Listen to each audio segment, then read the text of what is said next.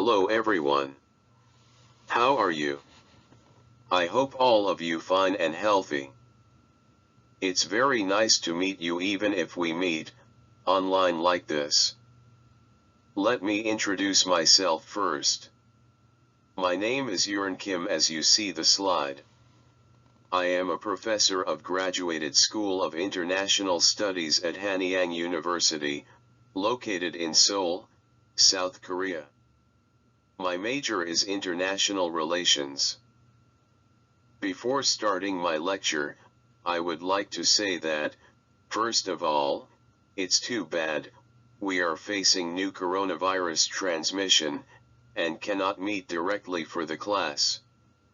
Both Spain and Korea suffer from the spread of the coronavirus. Korea has already experienced serious coronavirus infection and is experiencing distress, even now. Simultaneously, I see Spain suffers distress much more on these days due to the coronavirus. I wish that all of us overcome the pandemic as soon as possible. Let all of us pitch in to eradicate the virus quickly. Okay, let me start today's lecture. Today's lecture is about East Asian integration and the prospect. In this lecture, I will talk about the current situation of East Asian regional integration, especially focused on Regional Comprehensive Economic Partnership, in abbreviation RECP, and interaction of states in East Asia surrounding RECP. Then, what is RECP? RECP is the nearly realized free trade agreement in the Asia-Pacific region between the 10 member states of the Association of Southeast Asian Nations, in abbreviation ASEAN, and ASEAN's 5 dialogue partners. I will talk about it later in detail. Now then, let me start today's lecture. Today's lecture will progress in the following order. First, I will look into the concept of regionalism. And then, we will look at the recognition and activation of East Asian regionalism briefly. After doing that, we examine the main issues of East Asia integration and the position of countries in the region. In the process of examination, we will take a close look at the Regional Comprehensive Economic Partnership, RCEP, the East Asian economic integration which is now progressing. Finally, I will finish this lecture with a conclusion.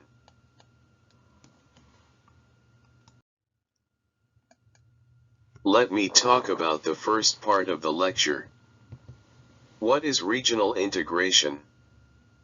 From the 1990s, globalization and regionalism have been developed in parallel as we see the establishment of the World Trade Organization, and the creation of the European Union and NAFTA, North American Free Trade Agreement. However, because of the impasse of negotiations in the World Trade Organization, as we see the deadlock of the Doha Development Agenda of the WTO, states around the world have become to be interested more in regional economic cooperation, such as NAFTA, and East Asian Economic Community. Nevertheless, globalization also continues to be progressed in various parts. But in the field of economic cooperation, regionalism has appeared more predominant than globalization. We can say globalization is the trend in which social relations increase, at a global level more and more. In contrast, regionalism is a movement or result to make policies and conclude agreements, to coordinate their activities for mutual interests in a group of countries. Furthermore, economic regionalism is to devise and implement a set of preferential policies, to increase economic exchanges between or among regional member states, such as the FTA, for example, NAFTA, and EU, etc. And regional integration means processes, and also results, to establish a community by a group of countries. Let me show you the stages of the development of regionalism. Usually, when we talk about regionalism, it tends to be related to economic regionalism. Economic regionalism develops by going through the 5 stages as follows: free trade agreement, custom union, common market, monetary union, and finally political union. A free trade agreement, FTA, or treaty is a multinational agreement according to international law, to form a free trade area between the cooperating states. FTAs, a form of trade pacts, determine the tariffs and duties that countries impose on imports and exports, to reduce, or eliminate trade barriers, thus encouraging international trade. Customs unions and FTAs may appear similar. The difference between the two is that, in a customs union, the participating countries set a common customs tariff, which is a single external tariff applied by all members, against third countries, while in an FTA, they do not. Under a customs union, the participating countries must engage in trade negotiations as a single entity, typically the EU, while in an FTA, the members may negotiate individually. Therefore, the customs union is the more developed stage than the FTA. The third stage of economic integration is the common market. I think you know it very well because you have already experienced the common market in the EU. The fourth stage of economic integration is the monetary union. You also know it very well because you have already experienced it in the EU. If all member states agreed on forming a political union, it might be achieved. The political union could have 2 types. One is the United States like the USA. The other is partially integrated for political and legal cooperation, with maintaining sovereignties of member states like the European Union. But we cannot say that the European Union is a complete political union. However, it does not mean that the type of integration like the US is better than the type of the EU. Whether going to a complete political integration, or maintaining an incomplete political integration with political cooperation in some areas, depends on the decision of member states based on their situation. It is not the problem better or worse. Besides, the US could not be seen as the political union at present. The US became a state historically 200 years ago. If the EU develops the United States of Europe, we could say that it is the achievement of the political union as a result of integration. At the moment, only the EU has been developed at the 4th stage. Most economic integration in other areas has been only in the 1st stage, FTA. Please look at NAFTA, Mercosur, and many bilateral FTAs. Separately, we can also talk about integration, from the political and security aspect, which is a security community. What is a security community? A security community is a region, in which a large-scale use of violence, such as war, has become very unlikely or even unthinkable. The concept of a security community is related to a group of states, that enjoy relations of dependable expectations of peace.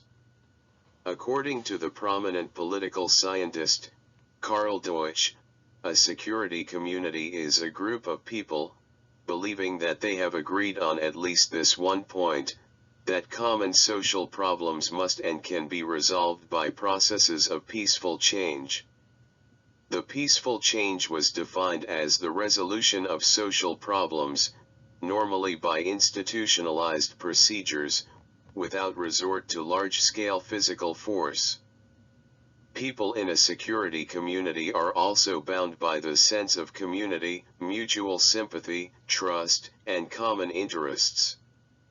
The Organization for Security and Cooperation in Europe, in abbreviation OSCE, is a good example. On the other hand, political union is an entity to cooperate politically and legally among states for their common interests, in the field of politics. It could cooperate to pursue common defense and foreign policy like the EU. And also, it might come in the form of a complete union, with the transfer of sovereignty, or in the form of an incomplete union, with maintaining sovereignties of member states. My explanation is a little bit longer. Sorry about that, but I hope you understand the concepts in terms of integration. From now on, let me talk about the recognition and activation of East Asian regionalism. Before starting it, let me show you the map of Asia for improving your geographical and geospatial sense. Please see this map on the slide. This is a map of Asia.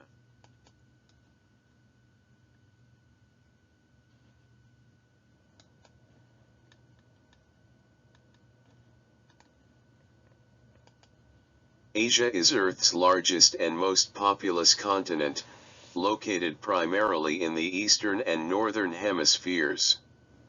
It shares the continental landmass of Eurasia with the continent of Europe and the continental landmass of Afro-Eurasia with both Europe and Africa.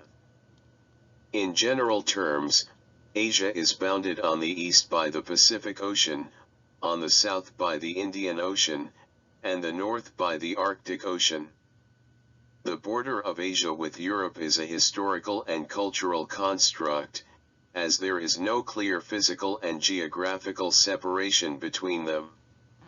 It is somewhat arbitrary, but the most commonly accepted boundaries place Asia to the east of the Suez Canal separating it from Africa, and to the east of the Turkish Straits, the Ural Mountains, and Ural River, and the south of the Caucasus Mountains and the Caspian and Black Seas, separating it from Europe. On the other hand, the border between Asia and the region of Oceania is usually placed somewhere in the Malay archipelago. Asia can be divided into East Asia, Western Asia, Central Asia, South Asia, and North Asia. In the past, many people distinguished East Asia and Southeast Asia. In this case, East Asia means the Far East or Northeast Asia, which mainly consists of Korea, China, and Japan. Southeast Asia means literally Southeast Asia, which consists of 10 countries of the Asean. On these days, when we speak of East Asia, it means Northeast Asia and Southeast Asia together. Central Asia consists of the Stan's countries such as Kazakhstan, Kyrgyzstan, Tajikistan, Turkmenistan, and Uzbekistan. West Asia means the Middle East. South Asia or Southern Asia is the southern region of the Asian continent, which comprises India, Pakistan, Afghanistan, Bangladesh, Bhutan, Maldives, Nepal, and Sri Lanka. Lastly, North Asia means the Siberia area.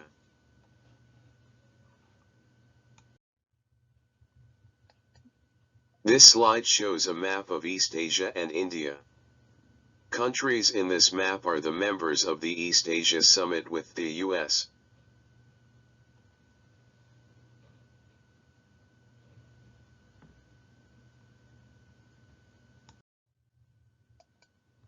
This slide shows a map of Southeast Asia which comprises 10 countries such as Cambodia, Indonesia, Laos, Malaysia, Myanmar, Philippines, Singapore, Thailand, Brunei Darussalam, and Vietnam, with one observer country, Papua New Guinea.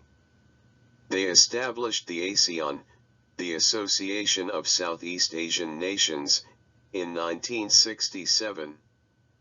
ASEAN is the main driver to shape current economic integration, Regional Comprehensive Economic Partnership, RCEP, in the East Asia region including India, Australia, and New Zealand.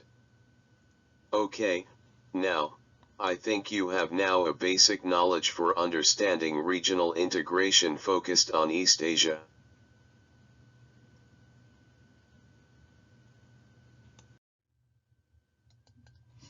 From now on, I would like to talk about recognition and activation of East Asian regionalism.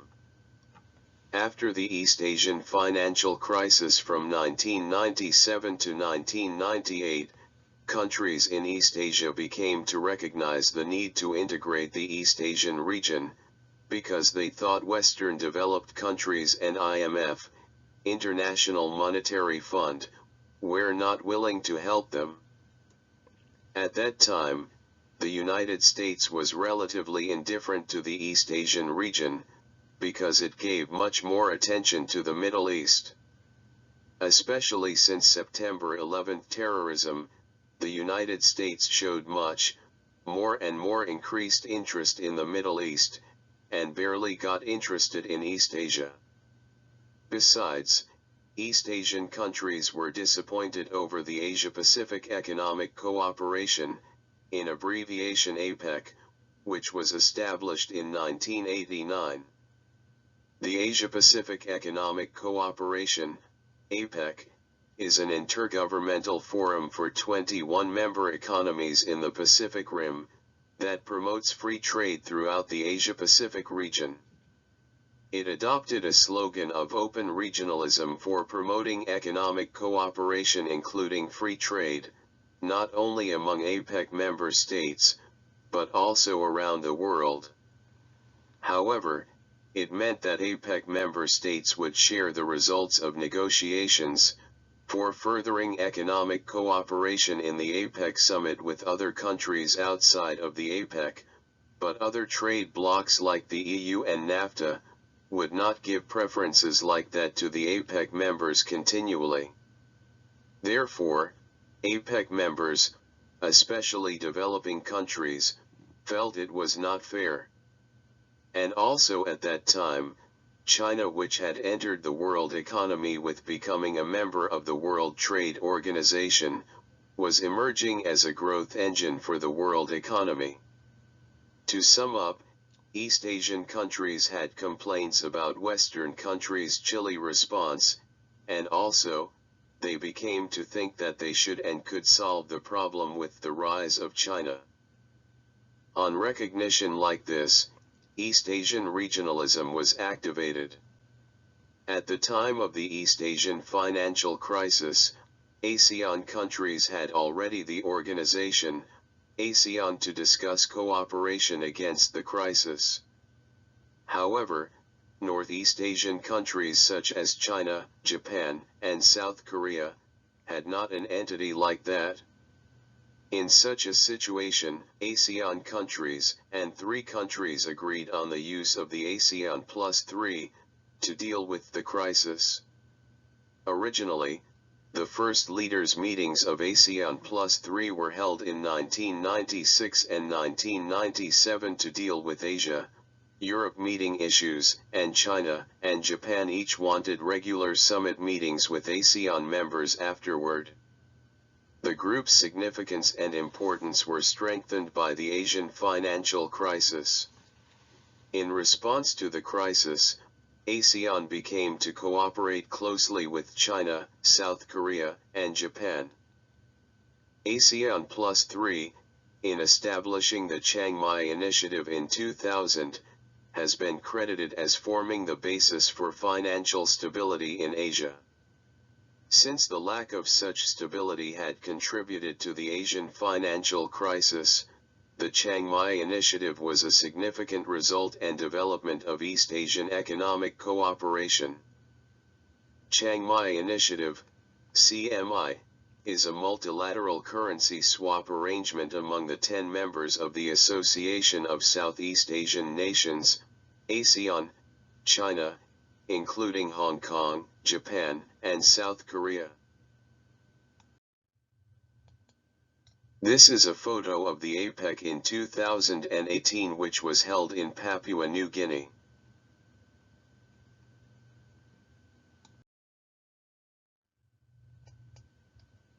This is a diagram of the current situation of multilateral economic cooperation in East Asia. In this diagram, you can see the ASEAN, ASEAN Plus 3, ASEAN Plus 6, East Asian Summit, and APEC with their members. As I said, ASEAN comprises 10 countries of Southeast Asia. ASEAN Plus 3 comprises ASEAN countries and China, South Korea, and Japan. ASEAN Plus 6 is the organization to add 3 countries, Australia, New Zealand, and India to the ASEAN Plus 3. ASEAN Plus 6 countries are the members of the Regional Comprehensive Economic Partnership in East Asia, RCEP, the East Asian Economic Community. I will talk about the RCEP later.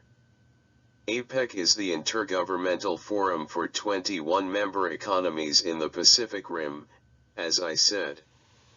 You can see more members such as Canada, Chile, Hong Kong, Mexico, Papua New Guinea, Peru, Russia, Taipei, and the United States, in addition to the ASEAN Plus 6 countries.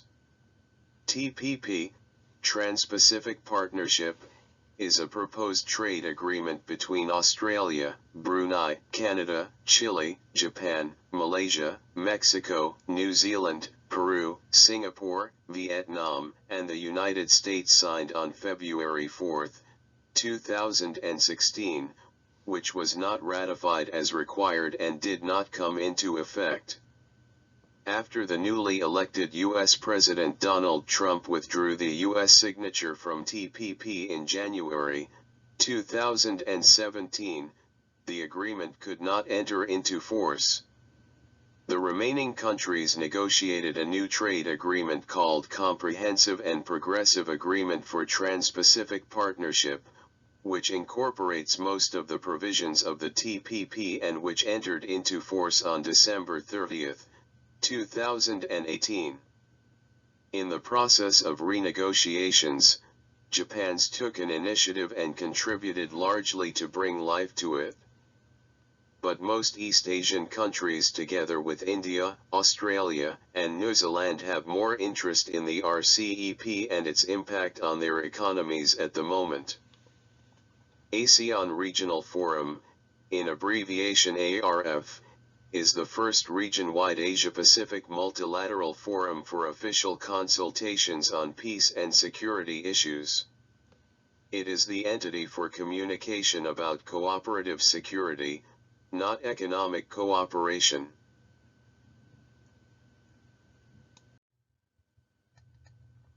Regionalism in East Asia is to promote Asianization and the East Asian community since the 1997-98 financial crisis.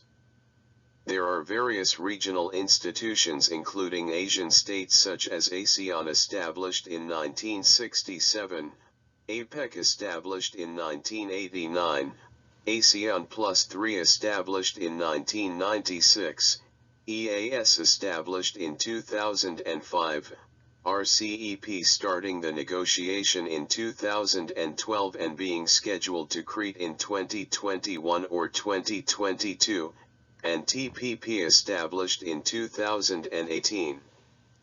Besides, we can refer to ARF established in 1994 for a security dialogue, and Shanghai Cooperation Organization established in 2001 if we add one more. Okay, from now on, let me talk about today's main part. In this part, I will tell you the main issues of East Asia integration and positions of countries in the region with an explanation of the RCEP. In this part, I will talk about who is in Asia, what norms, and what strategies of member states for economic integration. The first question is who is in Asia. It is important in terms of making integration because it is related to identity to get together for integration or regionalism. So far, efforts toward integration in Asia have appeared variously in terms of membership, issue areas, and the extent of integration. However, in terms of the integration of a single Asian community, such endeavors are hardly found. The identity to get together for integration or regionalism is related to the question of who has a common objective with us, and how we perceive and distinguish them from others. If we perceive that some countries have the same objective as us, we could get together. No efforts to integrate Asia as a whole mean that the countries in Asia have not the same identity in terms of integration. In that sense, regionalism, or regional integration, tells us that the participants have the same objective, sharing with at least some parts of the identities of the participants. So, the question of who is in East Asia is related to who could be accepted as a member of the East Asian regionalism. ASEAN plus 3 countries were naturally regarded as East Asian countries. However, in the process of extending the membership for creating an economic community in East Asia, the recognition of some countries as members became a question because they are not located in the East Asia region but near the region. They are Australia, New Zealand, and India. However, they are finally accepted as members of the economic community in East Asia. In that sense, RCEP is very important in terms of answering the changing perception of who is in East Asia, as well as understanding the current situation of East Asian economic integration. I will talk about the positions of major countries in terms of who is in Asia, next slide, and then talk about the RCEP in detail.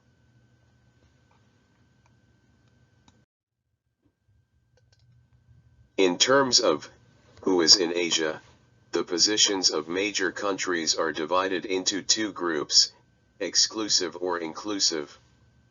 China and Malaysia had claimed that it would be better to include only ASEAN plus 3 countries as members of the East Asian Economic Community and exclude other countries. However, Japan, Indonesia, and Singapore had claimed that it would be better to include more 3 countries, which are India, New Zealand, Australia in addition to the ASEAN plus 3 countries. The US supported the Japan's position. We can guess that China would like to take an initiative to create the economic community, while Japan and the US with pro-Western countries tried to check the could-be increasing power of China. Malaysia, in which many Chinese Malaysians live, supported the Chinese positions, and Indonesia, which is competing with Malaysia for hegemony in Southeast Asia, joined hands with Japan. On the other hand, ASEAN decided to accept the US and Russia as members of the East Asia Summit in 2010. Before 2010, the members of the EAS were 16. The ASEAN's decision was regarded as a check and balance in the vortex of major powers' rival competition. Now, all members of EAS have regard ASEAN plus 6 as the membership for the Regional Economic Integration, RCEP, and ASEAN plus 6 plus 2 as for the East Asia Summit, EAS, to deal with East Asian affairs. In terms of East Asian integration, geoeconomically, the East Asian region has become to mean ASEAN plus 6, after the conclusion of the negotiations for establishing the RECP. This is a photo of the 14th East Asia Summit, on November 4, 2019.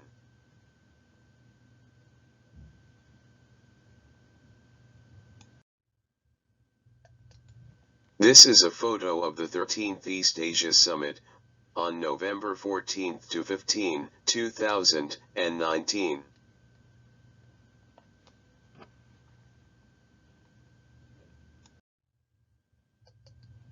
Please see this slide.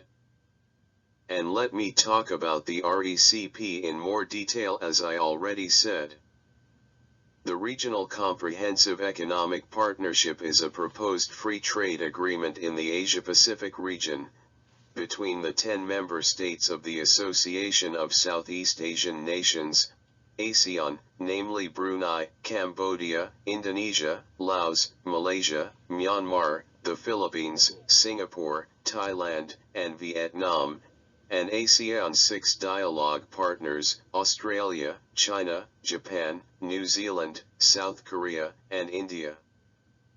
Negotiations on the RCEP started in late 2012 at the 21st ASEAN Summit in Phnom Penh, and the above-mentioned 16 nations participated in the negotiations. With dozens of rounds of talks held since, 15 participants except India, eventually the 15 participating countries have concluded text-based negotiations of RECP, for all 20 chapters and market access issues in November 2019. With or without India, the RCEP agreement would have been scheduled for official signing in February 2020. During the final negotiations, Indian Prime Minister Modi announced that India would pull out of the agreement because India had major concerns over trade imbalances, as it had trade deficits with 11 of the 15 nations, particularly including China, involved in RCEP. India would have had to significantly decrease its tariff and non-tariff barriers, which currently cover up 90% of imports depending on the country of origin, if it were to proceed with joining RCEP. According to Bangkok Post, India had agreed to around 99% of the trade bloc's 20 chapters, leaving only investment protection up for negotiation, and India still wants to be a part of the RCEP because it engaged in dozens of rounds of talks and has only a handful of free trade deals with other countries. It means that the other 15 countries will continue to persuade India to join the RCEP, and the possibility for India to join might be high later. A target date for the RCEP's entry into force could be 2021 or January 2022, under ASEAN tradition, Asean Way. ASEAN has sought to manage the diverse needs of its members by a process known as the Asean Way. ASEAN countries have had the tradition that they sought to establish a consensus on issues, and follows a principle of non-interference in the internal affairs of members from outside, or within the region, even though a change takes a long time. In Asean Way, when some ASEAN members agree on something to do, and others don't, the former countries cooperate to do it first, and wait for others' participation in it, even if it takes a long time. Also, according to the ASEAN tradition, ASEAN Plus 5 takes a flexible position. It will probably not need a certain number to clear a threshold to trigger entry, and it is also unlikely that all 15 or 16 member countries will be ready on the same date. The most important thing is for members to complete any domestic-level procedures, such as submission to legislatures for approval or changing rules, laws, and regulations to ensure compliance by the start date.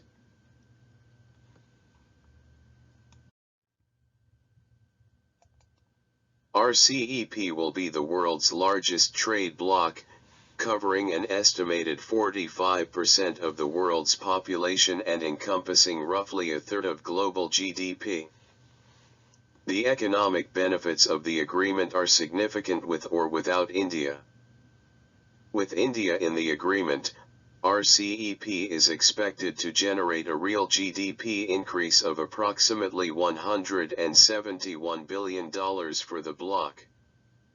And without India, an increase of roughly $137 billion. In the context of the United States-China trade dispute and turmoil within the European Union, EU, RCEP stands up to the prevailing tides by sending a strong signal to the world that Asia is not only committed to a cooperative, multilateral, and rules-based order, but that it is also open to business. Currently, the schedule for the official signing of the negotiations last February was delayed due to the spread of the coronavirus, which has put off most face-to-face meetings of ASEAN and the RCEP in the first half of the year. However, ASEAN has adjusted the trade negotiation schedule during the outbreak of the virus by using video conferencing or virtual meetings to talk with dialogue partners. The 29th RCEP Trade Negotiation Committee meeting scheduled for March 23 to 27 in Jakarta will instead be a video conference. I hope you figure out the RCEP now. Now, let me talk about the second part of the main issues. That is the question of what norms. For the values and grounding principles of the future East Asian integration, including the economic community, the arguments have been divided into two groups again. Japan, Australia, India, New Zealand, and the US emphasize democracy, human rights, and rule of law for the future East Asian integration, while China, and most ASEAN countries with Russia emphasize sovereignty and non-intervention. This conflict is related to the competition and conflicts with each other outside of the East Asian region. However, this controversy is not related directly to the formation of the Economic Community, RCEP. From now on, let me talk about the last question of the main issue. That is the question of what strategies for economic integration. More concretely, the questions are as follows. Given with conclusion of text-based negotiations of RCEP on November 4 in 2019, what positions major powers have? What positions the US, China, ASEAN, Japan, Korea, and India have? What is the prospect for the RCEP? I will say first the positions of major countries. The first is the positions of the US. The US had maintained an emphasis on global liberalization of trade and services, centered on the Doha round of the World Trade Organization in the past. But, it changed the position to promote FTA in Asia-Pacific, together with TPP in 2006, in trying to make a new framework for East Asian economic integration. For doing that, the US drew even an agreement of APEC members on the promotion of FTA in Asia-Pacific in APEC Summit in 2010. Now, it shifts away from multilateralism to bilateralism with withdrawal from TPP, after the advent of President Trump. Trump also pursued the Indo-Pacific strategy to check China with Japan, Australia, and India. The Quadrilateral Security Dialogue, in abbreviation Quad, is one of the representative means to do it. Quad is an informal strategic dialogue between the United States, Japan, Australia, and India, that is maintained by talks between member countries. The dialogue was initiated in 2007, by Japan, with the support of the US, Australia, and India. The dialogue was paralleled by joint military exercises, on an unprecedented scale. The diplomatic and military arrangement was widely viewed as a response to increased Chinese economic and military power.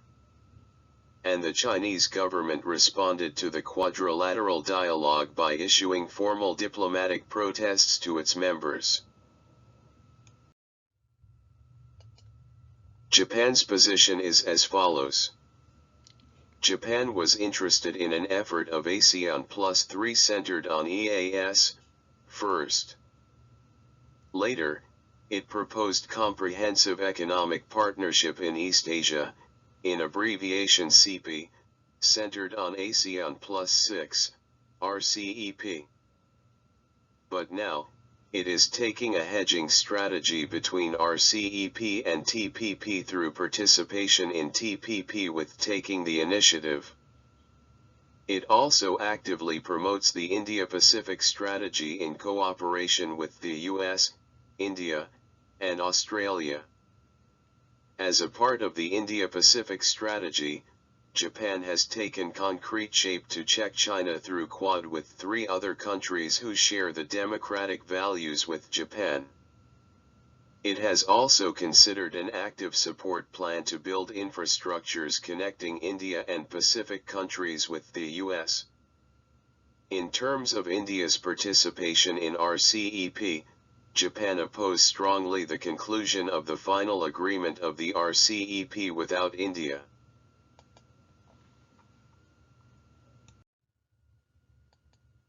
What is China's position? China had used the step-by-step strategy at least before the conclusion of the RCEP. Its strategy is to conclude ASEAN Plus 1 FTA first, ASEAN Plus 3 FTA next, and then promote ASEAN Plus 3 plus more 3 FTA, which means the RCEP, and finally promote FTA in the Asia-Pacific region. Now, China is promoting strongly the conclusion of the RCEP without India. On the other hand, China is making an effort to take the initiative in East Asian integration with One Belt and One Road. China founded the AIIB, Asian Infrastructure Investment Bank, in January 2016. The number of members of the AIIB is 55, and 22 states are expected to join it soon. China has been pushing actively forward constructing infrastructures, in the region of the One Belt and One Road, such as roads, ports, and railroads. This picture shows China's One Belt and One Road.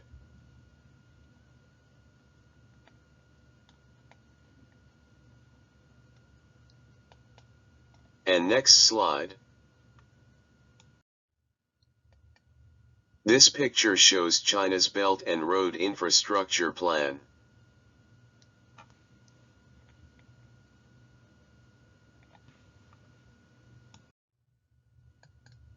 What is India's position?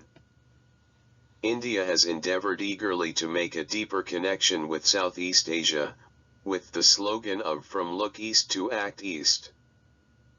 India declared the departure from the final RCEP negotiations in November 2019, because the RCEP agreement did not sufficiently reflect its concerns, including trade deficits and legal protection for investment at the local and central government. However, it seems that India has a will to participate in the RCEP, depending on further negotiations to draw more concessions from other RCEP members. India also seeks to collaborate with the US, Japan, and Australia, for checking increasingly powerful China through the Quad. Let me talk about the position of ASEAN. ASEAN countries, generally, preferred ASEAN Plus 1 FTA in the early days. Asean has brought FTAs into force with major neighboring states including Korea, China, Japan, India, Australia, New Zealand, etc. before January of 2010. Starting with Singapore, Malaysia, Indonesia, Thailand, Vietnam, etc. It has promoted FTAs actively at the individual state level. It is a strategy not to be buried under big economies of advanced countries. ASEAN Economic Community toward a common market was achieved considerably at the end of 2015, even if it is not complete. Now, ASEAN is promoting the conclusion and start of RCEP with the Initiative for the East Asian Economic Community. It is trying to attract India to RCEP for check and balance within the RCEP with keeping the initiative of ASEAN. Now, I would like to introduce to Korea's position, important for me. Korea is actively participating in the RCEP, regardless of India's participation, but with a desire for India's participation. The Korean government pursues the new Southern policy, which aims to elevate Korea's strategic ties with the Association of Southeast Asian Nations, including its member countries, and with India, on a par with Korea's four major diplomatic partners, the United States, China, Japan, and Russia. The Korean government emphasizes that, the new Southern policy would offer new growth strategies for Korea, as well as for Asia. If countries discover and develop each other's strengths, to build a mutually prosperous community, which is the goal of the new Southern policy. This in itself could serve as a new growth engine in the world, as well as Asia, according to the Korean government. To sum up, how can we say about the characteristics of regional cooperation in East Asia? Generally, we can point out the slower development, and the lower level of institutionalization in regional security cooperation, than in regional economic cooperation, as one of the characteristics of regional cooperation in East Asia. Notoriously labeled, a ceremonial talk shop without any tangible outcomes, the latest agreement to create the RCEP in the ASEAN summit in Bangkok, finally proved critics wrong, as regional leaders made progress in settling a mammoth trade pact, despite India's departure. Let me tell you the conclusion at last. Regarding the evaluation of East Asian integration situation, I highly appreciate the conclusion of the RCEP, despite India's departure, and I think, it has a fairly bright prospect. However, we can witness that, power politics is prevailed yet in East Asia. In the vortex of continuing and serious realistic confrontation, and mistrust of each other. The leaders of the APEC in 2018 failed to agree on a communiqué, for the first time in their history, as deep divisions between the United States and China over trade and investment thwarted cooperation. Power politics among major states continues to hinder regional cooperation and integration. We can also point out Sino-Japanese leadership competition for East Asian regionalism, and continuous initiatives of the ASEAN, as one of the important characteristics of East Asian integration. Under such circumstance, the US supports Japan and its allies, to check China, and ASEAN takes a strategy, for achieving check and balance in the RCEP, and maintaining the initiative of the regional cooperation among major powers. Korea hopes to take the role of facilitator, and try to escape an excessive reliance economically and politically on the US and China, and to extend economic and political cooperation with ASEAN plus 6 countries. In short, East Asian integration still has a long way to go. To sum up prospect of East Asian integration again, RCEP would take effect in 2021 or January 2022. But confrontation and competition in security between major powers, which was symbolized by One Belt and One Road and Quad, will continue, and it will influence the speed and the scale of integration in East Asia. East Asia should overcome obstacles, to cooperate with trust for deeper integration, even if it is not an easy way. It is because distrust is related to regional hegemony. And also it is because of continual and unsolved historical and territorial conflicts. Then, how could we overcome the obstacles? All of us in the region, including the peoples as well as the governments, need self-restraint each other for cooperation. And it is also very important to share a great vision of cooperation, which could cover conflicts. Lastly, we need to practice learning and exercising a way of cooperation in many areas, like the EU.